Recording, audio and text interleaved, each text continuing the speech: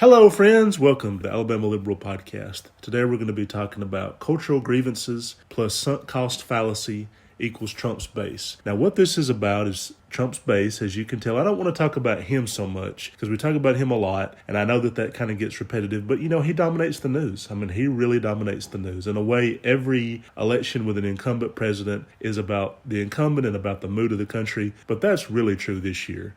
That's 100% true this year. And I know that it gets repetitive talking about Trump, who in many ways is the most predictable man in America. I don't think he's that interesting. Like, he's not a fascinating person to me. I'm not obsessed with him like a lot of the media is. A lot of Twitter is, quite frankly. They pretty much only talk about him. I can't wait till the day that we don't talk about him, till we can move on to other things. And people that are a bit less transparent, that are harder to see for what they really are. This is really a little bit about his base. Why do they vote for him? Why do they just not see the truth about this guy that is so transparent, that is so obvious? And I want to kind of talk about them and really get deep into them because I feel like there's a few things that basically explain them. I don't think Trump's base is very complicated. I don't believe this bullshit that they see what we can't see and they see in America. That I don't think that they're really that deep. I kind of believe in Occam's razor. The simplest explanation is usually the best. You have to either believe that the elites and the professionals and the educated people and the ex-government experts, from David Frum to Bill Kristol to all these people that worked in the Bush White House to any military official that actually knows what they're talking about, to John Kasich,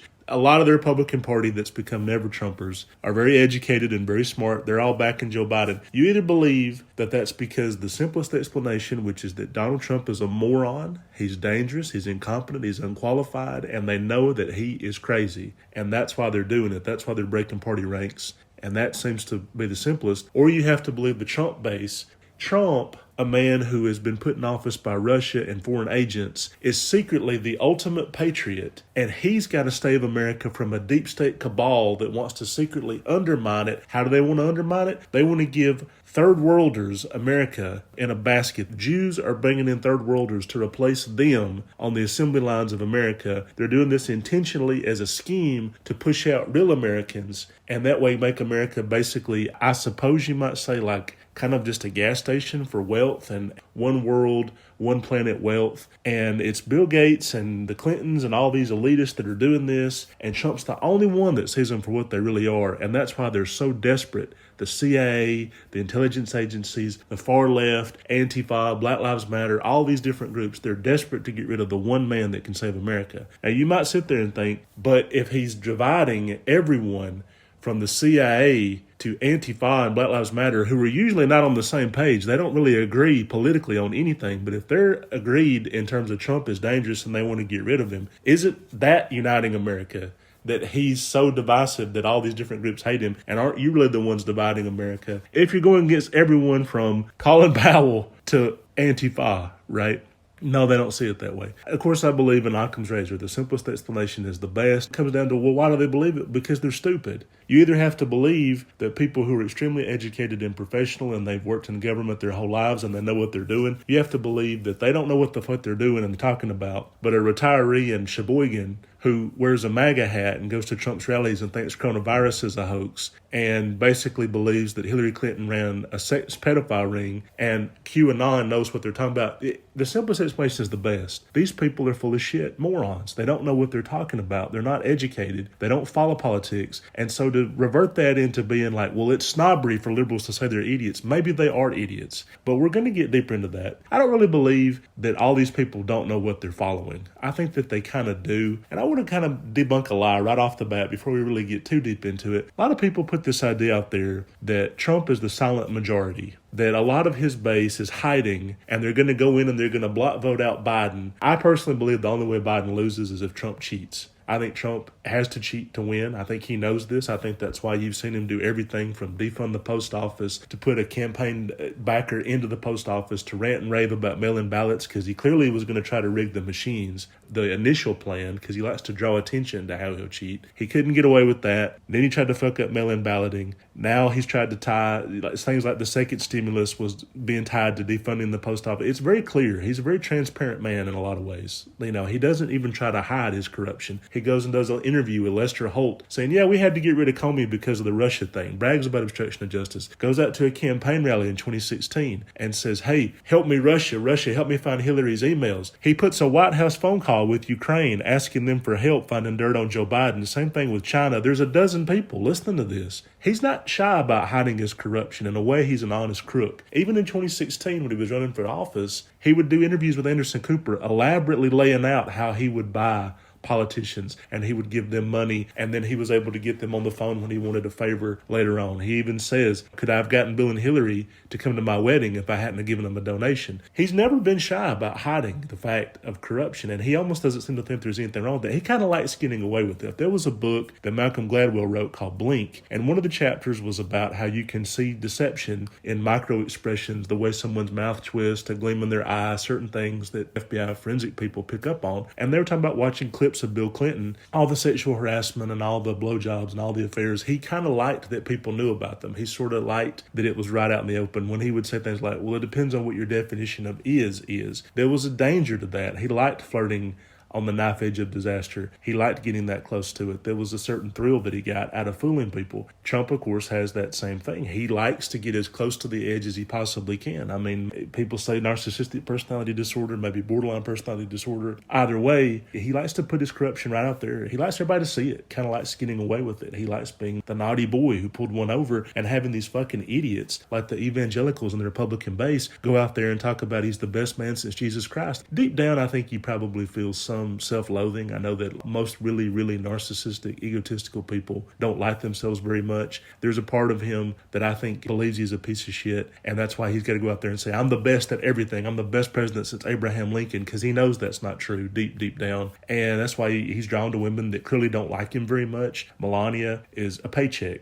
She's there because he paid her, basically. He bought her citizenship and gave her a lifestyle. She has no feelings for this man. She doesn't like him, let alone love him. She doesn't even like him. Probably is not around him that much when there's no cameras or state visits. He's drawn to these women that he knows can't love him because he doesn't love himself. And then he's drawn to these crowds, like he loves the big rallies. Like this campaign process is miserable for him because he can't go out there and pack a 10,000 people stadium in Mobile, Alabama because of coronavirus. He couldn't do the things he wants to do. But he's the kind of person that if there was 100 reporters in a room asking him questions and 99 of them were puff pieces, the one that's not, the one guy who's not clapping up in that rally, 10,000 people, the one guy who's not clapping, who's holding up a protest sign, that's the person that drives him fucking crazy. He can't stand it that there's that one person, and that's what he fixates on. He's not really fixated on the adoring crowds, Fox News, 9 out of 10 reporters kiss his ass. He wants the one that doesn't, and he tweets about them, and he wants to get rid of them. He's fixated on the people that don't like him. And for a president that the majority of people don't like, that's very dangerous. And we're going to get into why I think he's bad, even for his base. I think he's bad. Psychologically, I think he's bad for his base. But I want to talk about this idea that there's a hidden vast army of Trumpers out there. Questions come out there like this one. Has it become harder for people to publicly say they are Republicans?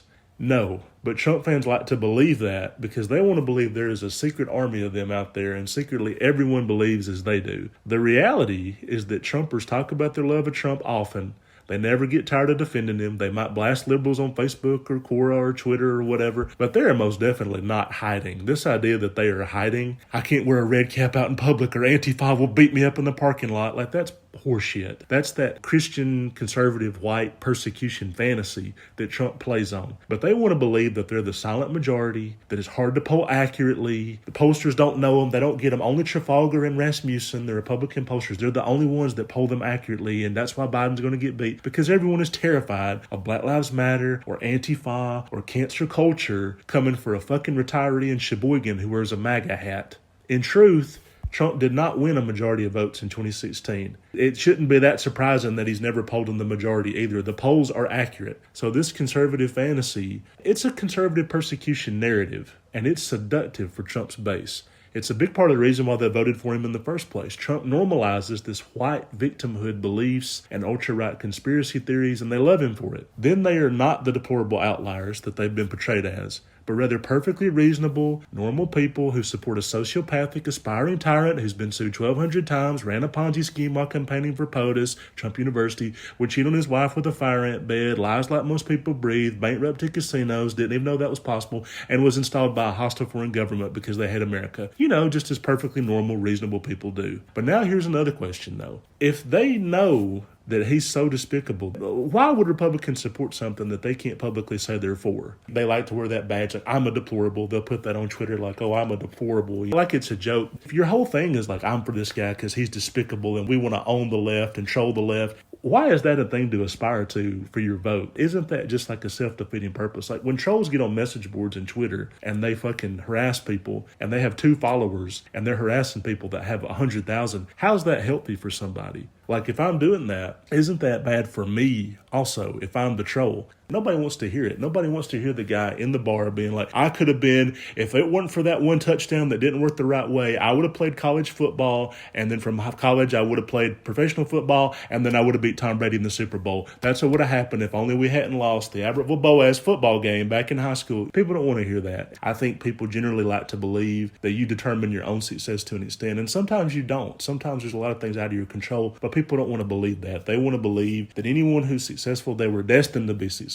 And all it takes is hard work. And they don't want to believe in luck and family connections and certain breaks going the right way. They don't want to hear that. But they really don't want to hear it from Trump because this is the luckiest fucking man on the planet. Like I remember when Mark Cuban, he was nailing Trump. He talks about he's a victim, he's being bullied. It's bullshit. But he does that partly because he truly believes it. The luckiest man on the planet never knows he's the luckiest man on the planet. That's one of the great tragedies of him is he thinks everybody's against him. And we've run through this many, many times. Slept with models and actresses and every wife he has is hotter than the last one. And then his personal fortune, inheriting $400 million from his father, bankrupting casinos but still getting money, somehow falling ass backwards into the presidency of the United States through a weird quirk of the Electoral College when he was never late. You could add him up over and over. But he doesn't believe that he's lucky and he doesn't see his good fortune. And of course, that's where most people that have a lot of good fortune, they don't see it that way. They think they were just destined by God or they worked so hard that it was inevitable that they would be a big success. We know that it doesn't totally work out that way. But my question really is,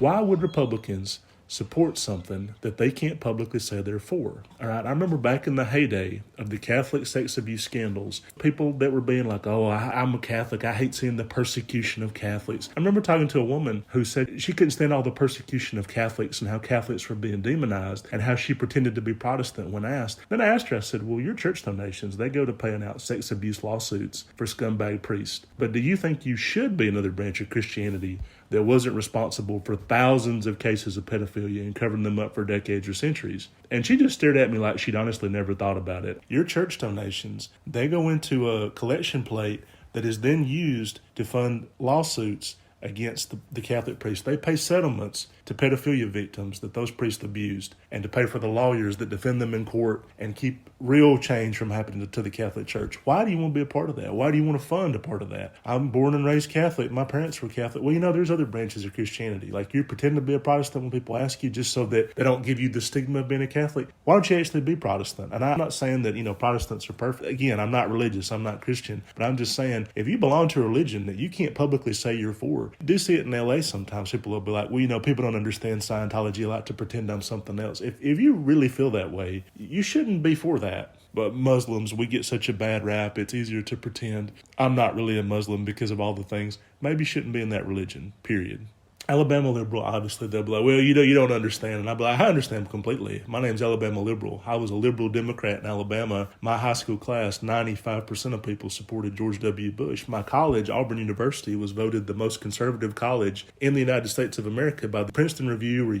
My college experience, every fucking SUV had one of those W stickers on the back of it. One of those little black square W stickers on the back of those SUVs. Dick Cheney came and gave the graduation commencement address the year before I graduated. I understand perfectly. There were 12 Auburn Democrats. There was 1,000 Auburn Republicans. I know what it's like to be in the minority because of your beliefs, but it didn't stop me. And it never stopped me from saying, like, I am a Democrat, arguing with people who aren't like that. You're wrong about this issue or that issue. Sometimes people didn't want to hear it. Sometimes they got mad. Social media puts it out there a lot more. because when you tweet or when you do Facebook posts or whatever, I'm not one of those people that will talk a lot about what they had for lunch. It's mostly political stuff. And a lot of people from my high school class, they would remove me as a friend. They would unfriend me, unfollow me. But it was a lot of people I wasn't that close with, frankly. If the worst that happens to you is you lose tertiary friends by following your true beliefs and being out public about it, that's not really that bad.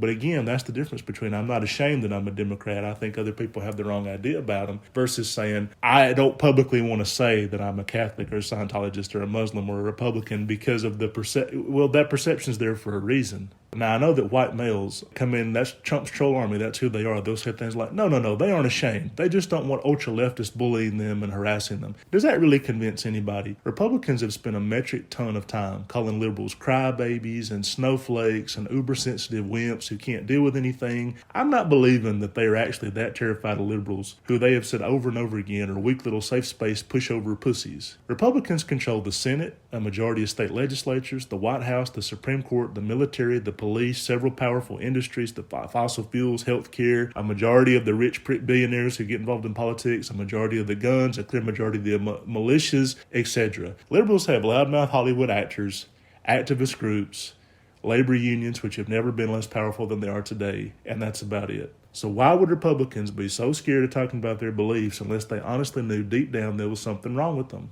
Because liberals have brainwashed people into thinking all Republicans are racist, neo-fascist. But if that's the perception, why belong to it if you're not really like that? By your own admission, you're hiding your beliefs. So you're not even really trying to say, hey, Republicans and Trumpers aren't really what you think, or you're not even trying to win people over. Maybe there's a part of people that know exactly what the Republican Party has become over the years, and they're belonging to it for that very reason. And that's what I think. I don't think it's so much that liberals are all wrong about them and they're just so misunderstood. That part of the Republican Party, that's a feature, not a bug. That's why they do it. People that are really Republican, I don't think there is such a thing as somebody who's part of the Republican Party solely for economic reasons anymore. I truly don't. Like, there are people, they are for small government and they are for deregulation and they are for trickle-down economics and tax cuts, but it's a heavy overlap between those people and people who have cultural grievances. But there's a heavy overlap between people who are like, well, income inequality is fake and not real, and being like, well, I don't like that they make me feel bad for being white or having money or these things like that. Like, they overlap heavily. The Venn diagram would be almost a perfect eclipse, if not close to it. Because the cultural grievances, I mean, this is really what I hear more from Trump people. And they'll talk a little bit about, yeah, it's great to have a businessman president. He can do great things for the economy, blah, blah, blah. And then, of course, they get to what they really give a shit about. 20 years ago, a man could be a man and a woman could be a woman. And now Democrats make us ashamed of that, or they make us feel embarrassed. And there are things that Republicans, they may have a point on. Things like, is hormone therapy, is it good for a 7-year-old or an 8-year-old? Probably not, to be injected with hormones different than their biology. But saying something like that is like you're a transphobe. No one is a transphobe who believes it could be harmful to inject an 8-year-old boy with estrogen because he prefers Barbie dolls to Transformers. He may be gay, and that's great if he's gay. He may one day decide to become a woman, and that's great. She could be a woman, even as an 8-year-old boy, and that's fine, and that's their rights. But to mess with biology at such a crucial and young age, I don't think it's unreasonable to think that that could be harmful for a kid.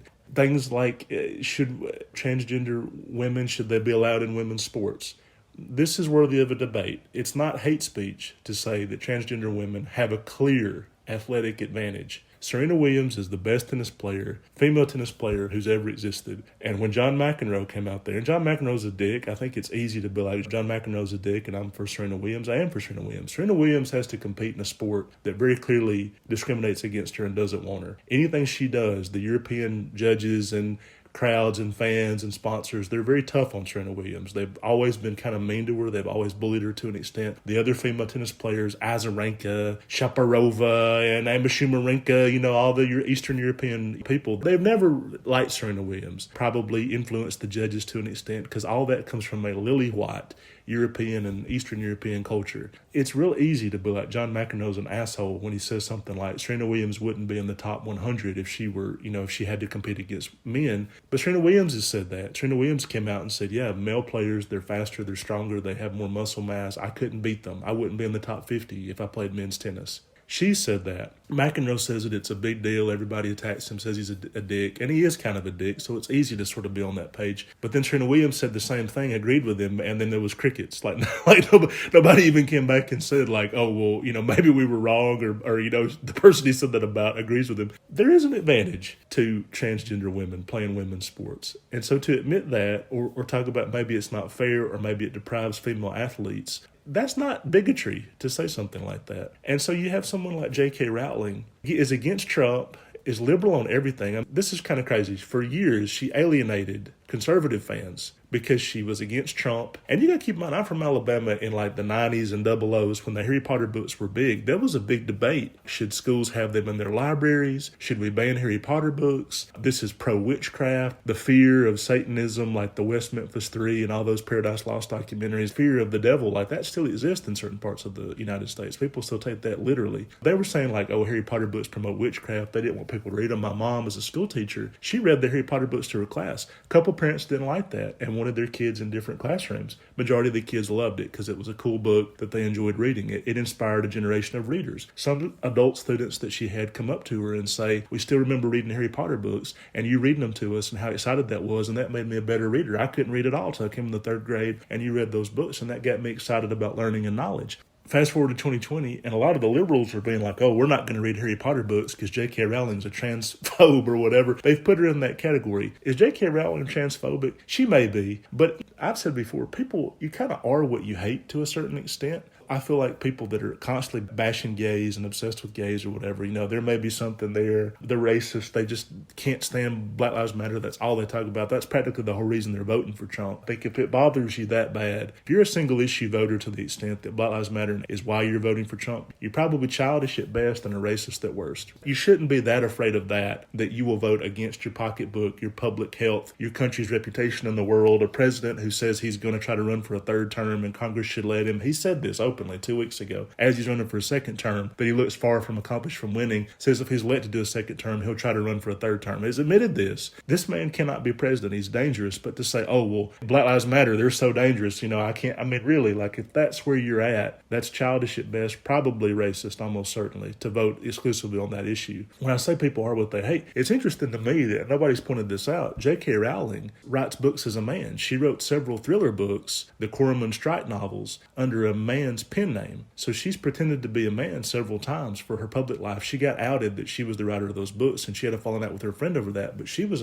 pretending to be a male author to get those books out. Kind of interesting that somebody who does that is very fixated on transgender, this and that. And I don't think it's something to fixate on. I don't like when people constantly, bathroom bills are the most important thing, and that's another version of Black Lives Matter, in that like Republicans are so afraid of, well, what if a man puts on a dress and goes into the women's bathroom and takes a dump in there? If he does it, fucking good. Who gives a shit? Women, I'm sorry, but this idea that like transgender people can't exist, so that way a man in a dress can't go in there and take. Who wants to be in a woman's bathroom? I used to clean the women's bathroom, men and women's bathrooms at Food World and Walmart and all these grocery store chains. Women's bathroom is a filthy fucking place to be. A women's public restroom is terrible. Like I can imagine how sick would a guy have to be like, let me put on a dress and pretend to be transgender just so I can go in there and smell women's shits. That's a weirdo, right? But I mean, even if he's in there, what's the best that's going to happen? Like, oh, he's in the cubicle next to a woman as she pees. Call the police. It's really not that big a deal. This idea that like transgender bathrooms are just so important, both for the Democrats but the Republicans and these issues, I don't like talking about it that much because I don't think it's really that important. I think these are wedge issues that are almost frivolous compared to, say, the destruction of the planet, like climate crisis. But these cultural grievances, this is where people are coming from. And to push someone like J.K. Rowling, who's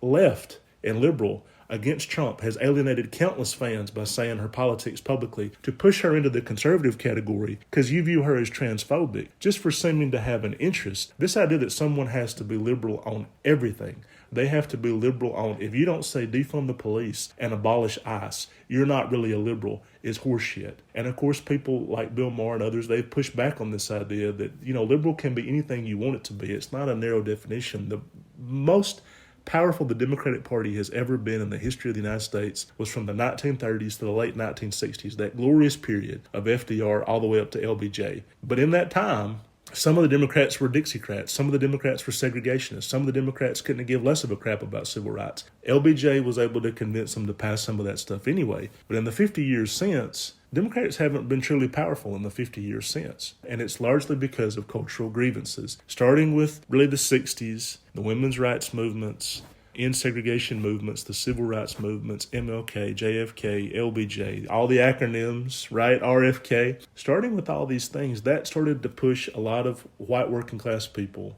into the arms of the Republican Party, who were happy to embrace them because they've never given a real shit about civil rights anyway. They really haven't. Lincoln was forced to because the South was going to secede from the Union. He was forced to take a stronger stance on that than he probably wanted to or would have. And then since he was assassinated, they've never really cared. Ulysses S. Grant is a liberal when it's convenient, but when there's a recession and they need the gold in the South Dakota hills, like the Native Americans that he signed agreements with and said, oh, well, we're going to protect these people, they have to go when he needs the gold on those South Dakota hills. He's going to screw them over again. They've always taken a very opportunistic view of civil rights and minority rights and things like that. LBJ knew that with the Civil Rights Act, he said, we've lost the Southeast for a generation, and he has. They've lost some of the Midwest for a generation. They've lost several of the white working class voters that they used to depend on. Democratic Party's built from Andrew Jackson onward in populism and white working class people, and a lot of people that are now for Trump. Trump ties himself to Trump. He talks about Lincoln, here and there and everywhere. And a lot of people, when he was running in 2016, they compared him to Teddy Roosevelt. I saw that Teddy Roosevelt comparison over and over again. He talks a lot about Andrew Jackson, a man he has absolutely nothing in common with except the racism. All the bad of Andrew Jackson, none of the good parts. Brilliant military tactician, strategic. Oh, Andrew Jackson was not a secessionist. He told John Calhoun, in the South Carolina, he said, if you try to secede from my country, I will secede your head from your body. So he was very against the idea of a civil war or Southern secession and things like that. I don't think a lot of people that follow Trump, they know that about him. Again, a lot of historical figures are complicated. Trump's not complicated. There's almost nothing redeeming about him to the extent of every reason you could run through to vote for him, you could find two big counterpunches. But one of the biggest fallacies out there is this idea Trump is going to protect you from Antifa and Black Lives Matter. You're in danger if Joe Biden gets elected. And they always combine those two groups too, which that annoys the shit out of me. They'll say Antifa and Black Lives Matter together as though they're the same thing. Black Lives Matter is a protest group that has been around since Barack Obama was president. They existed under Obama, so they didn't start directly as a reaction to Trump necessarily. They've had the same issues of police brutality, police shootings, general black welfare. A lot of people don't care about in this country. They could rattle off statistics all day. The fact that 3 times as many black women die in childbirth. Serena Williams, who I mentioned earlier, she said while she was giving birth to her daughter, she had to tell the doctor, I have a condition of blood clots. You have to scan for this. You have to check for this. They didn't want to. They ignored her at first. Her husband had to say it over and over again. Maybe they listened to him because he was a white male. And I kind of vouch for this. When my wife had our son and our daughter, she was really worried about jaundice because a lot of people in her family, they had that when their kids were born and things like that. Now, my son and my daughter were at a very low risk of that, but she would have to tell the doctors over and over again, can you please give them the jaundice test? They ignored her. They wouldn't listen to her. They weren't listening to a lot of what she said. And it really does feel like black women are on their own to a certain extent in the healthcare establishment because they're just not listened to. This idiot lady would keep coming in the room, white woman, British, who would just rattle on and on about, she was trying to sell us breast pumps. It was like basically an infomercial for a specific type of breast pump. And my wife would say, well, what about that jaundice test? They're supposed to give that. And she'd say, yeah, we'll get to that. And then she'd come back 3 hours later, hadn't seen a nurse. A nurse hadn't been in there to check on my wife in 6 hours or whatever. But a woman trying to sell her a breast pump, she could come in there every 30 minutes and ask if we decided to upgrade. And then finally I said, lady, you need to leave. She's changing her own bedpan. I'm having to help her walk to the bathroom so she can use the bathroom. Some of her gauze hadn't been changed. I would go ask him and they'd say, yeah, we'll get to that later. White women right across the hallway were getting very obviously better care, even though had the same health insurance or comparable health insurance. You could feel that the doctors and the nurses and a lot of people were kind of dismissive and didn't want to hear it and weren't listening and things like that. So the fact that Serena Williams, but I would assume her net worth is over $100 million, one of the wealthiest black women in the country, one of the most successful black women in the country, famous, beloved, superstar icon, has to tell a doctor, you have to scan for a rare disorder that I have because I'm a pro athlete. I've been scanned upwards and backwards and been in and out of rehab facilities and my knees, my joints, points. I've been literally under more medical tests, probably just about anyone alive as a professional athlete. She had to put it that way to get him to listen and had to practically beg him before he would do it. And that saved her life. She would have died if she hadn't taken her own medical care into her own hands. They said, yeah, you do have what you said you had. Too bad we didn't listen to you the first 3 fucking times you said it. Imagine that. One of the most successful athletes of all time, one of the most famous and richest black women in the United States of America, could have died during childbirth as though this is the 1920s because a doctor wasn't going to listen to her own medical diagnosis, a condition she knew she had. It was crazy. It's outrageous. But that happens all the time. And Black Lives Matter starts for that reason under Obama. Trump, of course, makes things worse. But that's not why they got started. And it wasn't specifically about him. It did exist under Obama. They had protests. They'll say, well, Joe Biden, all these protests and things like that. Trump, he's the one that can stop them. They were protesting before Trump. They'll protest after Trump. But protests turned to riots under Trump. I do specifically blame him for the fact that you have the quarantine that lasted for months. People are worried about the economy. They're very economically anxious. The riots were financially based. By the Grove, people looted the Nordstroms and the Apples. They wanted the high-end stores, right? They weren't going to the damn Dollar Tree in the middle of Compton. They went to Beverly Hills specifically, and all these other neighborhoods specifically, downtown LA. They said, the difference between the Rodney King riots and the George Floyd riots, people were going to neighborhoods that they didn't live in. So in Rodney King, they might burn down their own neighborhood. They might ransack the stores or whatever in Inglewood or whatever, but they were specifically going to neighborhoods they didn't live in to get stuff because they needed it. Why? Because the economy had been shut down for several months. The economic anxiety, there's about to be a recession. There's all these shutdowns. The coronavirus is killing people. It's a powder keg. It's like throwing a match into an oil drum. It was the perfect conditions to create something like that I do blame Trump for. That's Black Lives Matter. 95% of their rallies are totally peaceful.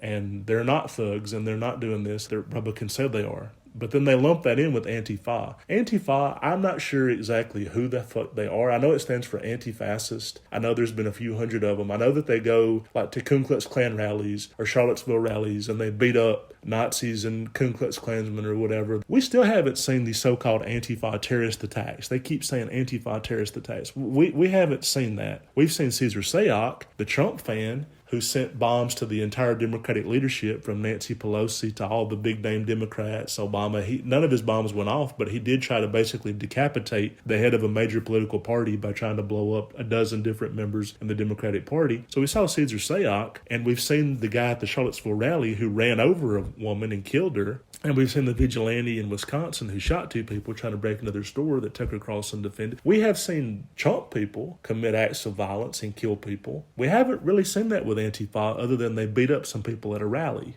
And that's what Trumpers are being used to say they're just as dangerous. But if beating up people at rallies is so bad, why did Trump encourage his own people to do it at his rallies? Why did he say, hey, beat that guy's ass, get him out of here, take him out on a stretcher, I'll pay your legal bills if you beat that guy up for me? We saw, a dozen clips in 2016 of people at Trump rallies getting beat up. We would have seen the same shit this year, but very, very few big rallies because Trump can't because of coronavirus. So this idea that Democrats are so dangerous and they're so afraid of them, and 2016 people say, what's the biggest difference between the 2 election campaigns? And for me, there's an enormous difference. Trump, when he was the nominee, his platform was real simple of, I'm going to build a wall, I'm going to drain the swamp, I'm going to renegotiate America's failed trade deals. You're going to have health care bigger and better and badder than Obamacare. Don't even worry about it. It's going to be the best in the world. Didn't really specify that, but that was a big thing. 2020 campaign, I'm going to stop Antifa and Black Lives Matter from burning your house down. Like, he hasn't even put forth an agenda. I think that's because all the shit I just mentioned that was the 2016 agenda, he's failed at it, and he's failed at it over and over again. The only big thing he's really done is that tax cut. That's what Republicans wanted, was that tax cut. They did get that. Okay, they did get that out of the Republican Congress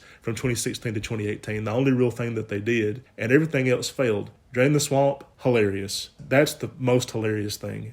He's had so many of his cabinet officials have had to resign from corruption scandals.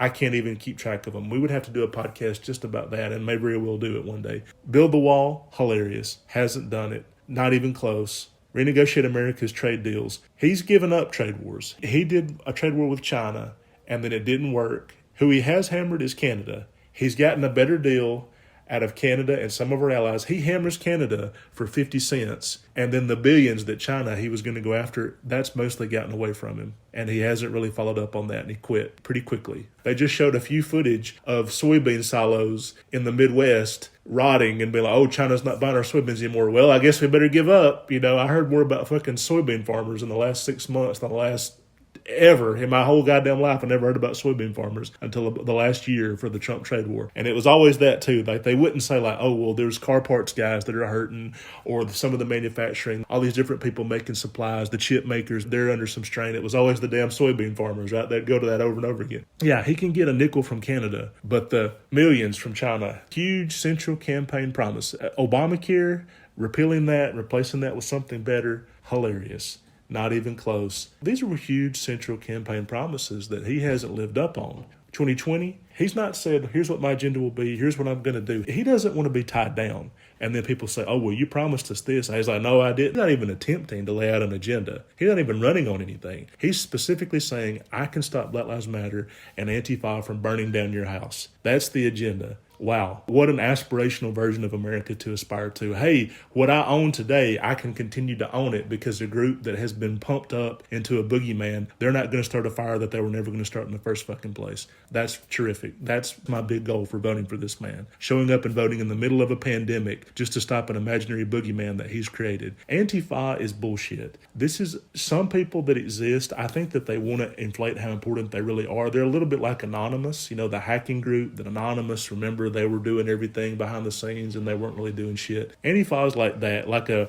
analog version of that. So they're not even in the web and the cyber stuff that people don't really understand cyber things. So they can be like, oh, well, maybe Anonymous is doing more than we realize. You can't even do that with Antifa. Stuff's been credited to them that doesn't exist. They said things like, oh, well, they've started the forest fires in Oregon. They went around starting all the forest fires. The West Coast now has the worst air quality in the world. California, Oregon, and Washington, we've lost 1 million acres in the last couple of weeks. That's a town. That's a big town. That's a huge fucking deal to lose that many acres. It was started by a gender reveal party. Some obnoxious, probably, I'm sure, white couple went out there and they were going to announce the sex of their baby, and they shot fireworks or something like that and started this massive blaze. California now has worse air quality than China does just from forest fires. And it wasn't Antifa. It wasn't a bunch of kids going out there deliberately. Why would they? Why would Antifa, who you would think would have an environmental bent, how does starting fires on the West Coast and burning down Washington State, how does that help them do anything, right? Well, it doesn't if you really think about it. But that was a bogus conspiracy theory started by Republicans, put out there. People say that, well, them forest fires out there in California, Brody, was that Antifa that started that? No, it wasn't. It wasn't, it was just some bullshit rumor that they put out there, and then Trump's base believes it and spread it, and they don't really care because they're not trying to learn about it that much. It tracks with what they want to believe. The forces of the Democratic Party are lawless. It doesn't matter that Republicans have the militias. They've actually had far more white nationalist terrorists, not even white nationalist terrorists. Cesar Sayoc is Hispanic, but they've had far more right-wing terrorists. Some people call it white nationalist terrorist attacks. I want to say right-wing because I want to expand it a little bit. Other than 9/11, the biggest terrorist attack on American soil is Timothy McVeigh in Oklahoma City. The Unabomber rampaged through every powerful left-wing figure that's been killed. RFK, JFK, MLK, Medgar Evers, all the assassinations have been Democratic. Gabby Giffords was almost killed by a gunman that was a Republican. Most of the white men that do public shootings, they have some type of a right-wing or nationalistic bent. You could run through it over and over again. So this idea that Democrats are more violent than Republicans, this is horseshit. I mean, it's just absolute horseshit. Even something like the riots for George Floyd, that's a reaction to violence. That's a reaction to, there's a police shooting of black men, about one a week. And if you add up total police shootings, which I think it's a miscalculation Democrats have done, to really focus on black-only police shootings, like if you focused on some of the white ones, I think you would broaden your coalition. But there's actually more shootings of white civilians by cops than there are black civilians. So I think if you had broadened that out to police shootings generally, you wouldn't have 80% of the country saying like, well, I'm not black, so it doesn't really affect me, so I'm going to take a pass on caring about this. You wouldn't have had that. You would have said police shootings in America are out of control. But even the riots, they're a reaction to violence. This idea that Trump can save you, when he's creating the violence, he's stirring it up. He tells Bob Woodward, well, I didn't want to create panic with coronavirus. I didn't want people to panic. Same man goes out there and says anti-fa and Black Lives Matter are going to burn down your house. He's hiding in the White House bunker while they're outside the White House about to burn it down. I mean, it's a little crazy that he would try to put forth that argument when all he does is try to stoke fear and division. But when I say sunk cost fallacy, and I meant to put this a little bit earlier in the podcast, hope you're still listening and still with me at this point, because this is really important. I truly believe that sunk cost fallacy explains Trump's base better than almost anything. Sunk cost fallacy is an economic term that means the more money you put into something, the more emotionally attached you may come to it, even if it's a really bad investment. So you might have heard the phrase, good money after bad. That happens. People want to rebuild their kitchen, and the remodel goes way more expensive. It takes longer. It becomes clear that they're being ripped off. They might have overpaid for it 4 or 5 times what it should have been, but because they don't want to admit they got suckered or snookered, they might be like, well, this is really good, and I'm really happy with this. I kind of believe that explains Campbell Hall Parents, the private school that's become a favorite target of mine. I think people, they want to believe that they're paying $40,000 a year for an education that's better than a public school education. Depending on where they live, it might be worse. Some of the best public schools in Los Angeles, like in Beverly Hills and some of those districts, they may have a better education system than Campbell Hall does. But people don't want to admit, oh, I wasted $500,000 from K through 12 just for no reason, just because they got took. So they become very protective of the school. They basically become like, oh, no, it's worth paying for. I'm getting a good deal. I'm getting my money's worth. Sunk cost fallacy can be a gambling term. You spend $100 at blackjack, you lose it. So you'll spend $1,000 more trying to get that back. Each hand is going to be the winner. That's what's going to turn it around for you. And people become very convinced of this belief. That's why gambling works, why casinos make so much money. Well, except for Trump's casinos, of course. But that's why casinos almost never lose money. People become protective of bad investments. This could happen for anything. But I use it politically because I think this explains Trump. I think his base, they can't admit they were fooled because that'll make them look like the idiots. Earlier in the podcast, what I said, the simplest explanation is the best. Every educated person in America is saying, he's a con man, he's a sociopath, he's fucking crazy, don't vote for this man. You do and you're an idiot. You're elitist and you're a snob, and I'm going to show that I got street smarts, you got book smarts. Book smart sucks. I've got the common sense that you don't have. You think you know everything, Joe the plumber type mentality, right? So they got to go out there and they got to prove, no, you were wrong, whatever. But if they have to come back and be like, well, Trump's gotten 200,000 Americans killed for no reason. The economy's worse than it ever has. He clearly doesn't know what he's doing. He's a fake. He's a phony. He cares more about China and Russia than he does the American citizens. He's going to divide this country. He could lead us into a civil war. He's an aspiring tyrant. He said he won't accept the results of the second election. He's saying he's going to have a third term. If they have to come out and admit that all the shit people told them was true about this guy, then they were wrong. And the whole point was, we know more than the educated people. We know more than the book smarts because we got street smarts. And if it becomes like, no, you just got your wallet stolen, that's got egg on their face. And they cannot admit, they would rather die than admit that. And I think that really drives a lot of Trump's base. This kind of chip on your shoulder, when you combine the white victimhood and the persecution complex and the conservative persecution fantasies that I talked about earlier, that whole thing is like the world is against us. We're being oppressed by the know-it-all media and the elites and all these snobs that look down on us and shit like that. When you internalize that, then it becomes very hard, if not impossible, to admit, oh no, they had a point. Trump's a terrible president. We've been led astray. You would rather eat a bullet than admit that shit because that's just so central to your idea that they don't know anything. They've wrongly discounted you and they look down on you and they don't know how smart you really are. And they'll never do that and that'll never come out. So I think sunk cost fallacy, it does explain a great percentage of his base and why they will never leave him. But I think deep down, I think he's really bad for them too. Because like I said, he's a narcissist. He's addicted to press coverage and people kissing his ass, and anything bad that happens is bad for him somehow, and lack of empathy and things like that. Bad for his base to be addicted to that. Because when you see him calling to Fox News and he's ranting and raving about the libs and they won't give him a break and they're so unfair to him and they're persecuting him, it's bad for anybody to absorb that on a daily basis. That's why they say people that are severely depressed, they can bring other people around them down. And that's what it's like. When Biden talked about in his speech, it's like a dark cloud has fallen over the country. He had it exactly right. That's what Trump feels like. You're inside the mind of a man who everything's about him. And it's only about, is it good for him or bad for him? Does this person kiss my ass, or are they against me? Are they with me or are they against me? There's no nuance. He doesn't really know anything. It doesn't matter if Kim Jong-un is a dictator as long as he sucks up to him. And it doesn't matter that Justin Trudeau is a good man. He made fun of him in a high school cafeteria or something like that. So that's how he views the world. And for everybody to be sucked into him bitching and whining and complaining and talking about, I can't get a break and it's so unfair and I need fighters and you got to go out there, and even Lisa Murkowski's against me and Mitt Romney's a fake and a phony and a fraud, and just ranting and raving and sweating and huffing and puffing and talking about all the people that are against him. I mean, now it's not just the Democrats. He hates the Lincoln Project. He hates all the Never Trump Republicans. He hates several Republican senators and Congress people. He talks about he wants to get them primaried and out of the party. Locking your base into a constant war you can't win.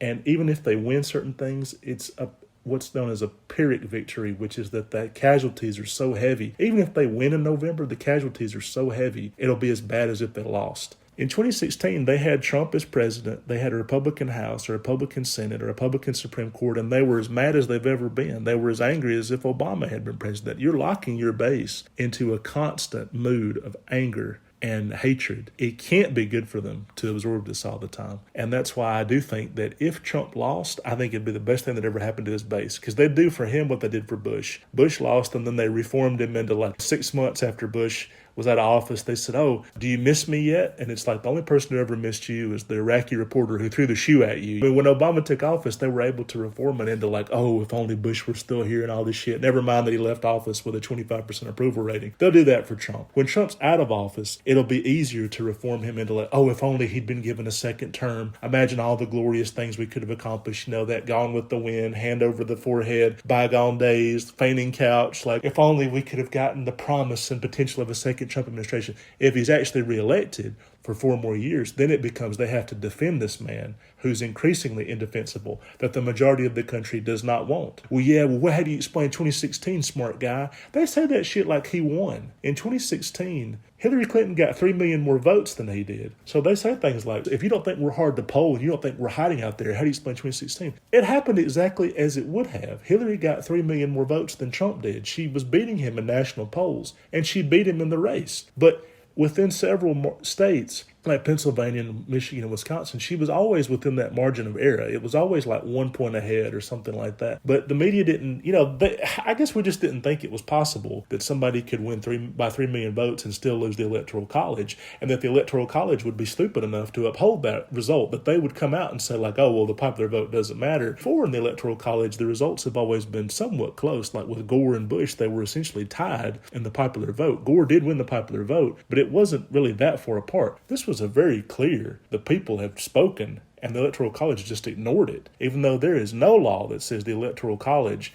can't go with the popular vote. They can choose to do that, but they just didn't. And so I guess we just didn't think that was possible. But they brag about 2016 like he won the popular vote, or he led with the mandate. A majority of voters have never voted for Donald Trump. They've never wanted Donald Trump. He's never had a majority in a single poll that's ever been done, legitimate poll that's ever been done. The vast majority of Americans do not want him. So do you really think it's going to get better if he forces his way into a second term or cheats his way into a second term, then refuses to leave, and then you spend the next 4 years being like, well, this president that a majority of Americans have never voted for, who he's never had a majority in a single poll, only 60 million people have ever voted for him. So you're talking about 20% of the entire country has voted for him. 80% of people have not. They clearly do not want him. They don't like him. He's divisive. He's costing us a lot of money in American lives. He has no plan. He's an incompetent fucking moron. Do you really think your life's going to get better having to defend a man like that for 4 more years? Of course, if Biden wins, then Republicans can pick up Senate and congressional seats in 2022, because they always do. The party of the president always loses in midterm races. And then in 2024, you got old man Biden, who may not run again, and even if he does, you can put up somebody good against him. You kind of win. If you really care about conservatism and the Republican Party, you probably should vote for Joe Biden and hope Trump loses. That's what I think about Trump's base.